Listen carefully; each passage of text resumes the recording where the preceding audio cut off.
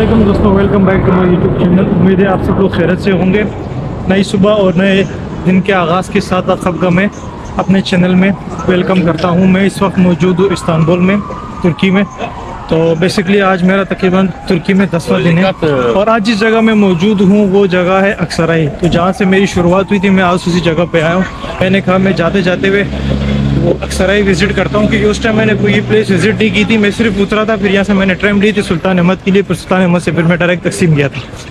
तो यहीं से मेरा दिन जो है वो इस्तांबुल का स्टार्ट हुआ था जब मैं पहली दफ़ा यहाँ पे आया था। तो मैंने कहा जाते जाते मेरे 1-2 दिन यहाँ रह गए, मैंने कहा जाते हुए मैं उस जगह को विज़िट करता हूँ जिस जगह से मेरी शुरुआत हुई थी।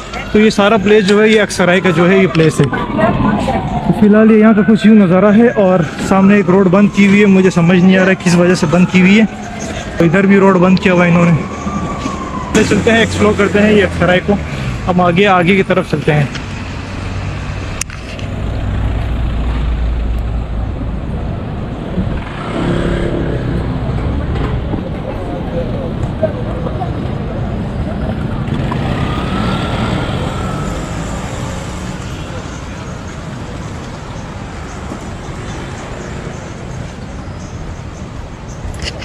चल रहे हैं अक्सराई की स्ट्रीट्स में। तो ये सोच रहे होंगे कि मैं इस्तांबुल कैसे आया। तो दोस्तों इस्तांबुल में यूँ आया, मैंने कराची से फ़्लाइट ली कतर एयरवेज़, उन्होंने मुझे दोहा में उतारा।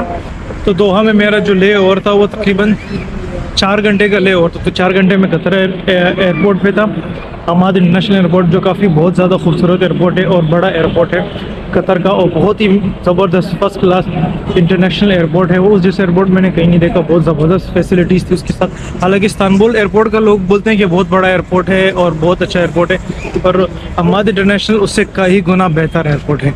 तो मेरा जो है तकरीबन 4-5 घंटे वहाँ ले और था। उसके बाद जो है मेरी फिर इस्तांबुल की कनेक्टिंग फ़्लाइट थी, तो फिर मैं दोहा से मैं डायरेक्ट फिर यहाँ इस्तांबुल आया।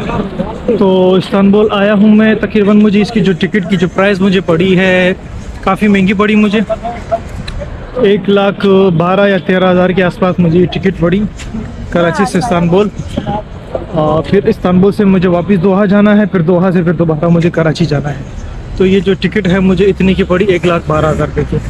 वैसे नॉर्मली जो टिकट के प्राइस जो चलते हैं 40,000 50,000 रिटर्न टिकट चल रहा था। इन दिनों में जो है वो टिकट के प्राइस कुछ ज़्यादा ही महंगे हो गए थे। अभी जो चल रहे हैं टिकट के प्राइस वो शायद लाख से नीचे आ गए होंगे इस टाइम पे। मज़ीद कुछ दिनों बाद और मज़ीद सस्ते हो जाएंगे, पर उस टाइम जो है वो टिकट के प्राइस बहुत ज़्यादा हाई थे और मेरे पास जो है वो गुंजाइश भी नहीं थी कि मैं मज़ीद रुकता। और आगे जाके इसमें सर्दियाँ भी आ रही है और दूसरी बात ये भी थी कि मेरा वीज़ा भी ख़त्म हो रहा था। ख़त्म होने से 15 दिन पहले मैं आया, क्योंकि मेरा वीज़ा पे ख़त्म होने वाला था। तो कंट्री इस्तांबुल के बारे में आप लोग को ये बताओ, अच्छी है, इतनी बुरी कंट्री नहीं है। आप लोग यहाँ पर आओ, विज़िट करने के लिए फेरी है, इंजॉयबल है, इंजॉय कर सकते हैं आप लोग, यहाँ पे घूम फिर सकते हैं। और कहने का मकसद मेरा ये है कि काफ़ी ज़्यादा महंगा है यहाँ पे, होटल्स बहुत ज़्यादा महंगे हैं, होटल आपको यहाँ पे सस्ते नहीं मिलेंगे।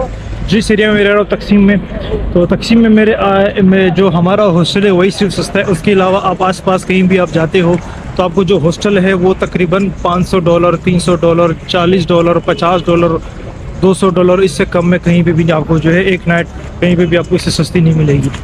तो वही एक हमारा हॉस्टल है जो सस्ता है। बाकी आप सुल्तान अहमद पे जाओ, किसी भी एरिया में जाओ, तो टोटली यहाँ पे जो होटलिंग है वो बहुत ज़्यादा महंगी है। और दूसरी बात ये, खाना पीना भी यहाँ पे बहुत महंगा है। जैसे आप सुल्तान अहमद में आप जैसे होते हो या इस्तिकलाल पे आप खाना खाते हो, इस्तिकलाल स्ट्रीट पे कहीं पे भी आप खाते हो तो 50 लीरा 60 लीरा तो नॉर्मली खाना होता है। अगर आप अच्छा खाने की कोशिश करते हो तो 180 200, कभी कभार तो ये 220 230 में भी चला जाएगा। तो खाना पीना यहाँ पे बहुत ज़्यादा महंगा है। और दूसरी बात मैं आप लोगों से ये भी कहना चाहता हूँ दोस्तों कि इस्तांबुल आप जब भी आओ तो आप जो इस्तांबुल जो है वो सारा विज़िट जो है आप 4 से 5 दिन में कर लेते हो। तो नॉर्मली मैं ये कहना चाहता हूँ दोस्तों से कि वो यहाँ पर आए तो 10 दिन 12 दिन 15 दिन के स्टे ना ले, 4-5 दिन में जो है आप पूरे इस्तांबुल एक्सप्लोर कर सकते हो। इस्तांबुल में यहाँ इतना कुछ नहीं है।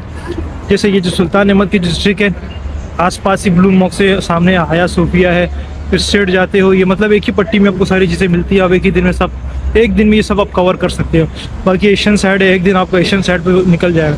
तो मतलब कहने का मेरा ये है दोस्तों, आप 4-5 दिन में आराम से इस्तांबुल पूरा विजिट कर सकते हो अगर आपको टोटली घूमना ही है। ये है यहाँ का सारा व्यू और ये है यहाँ की मेट्रो स्टेशन।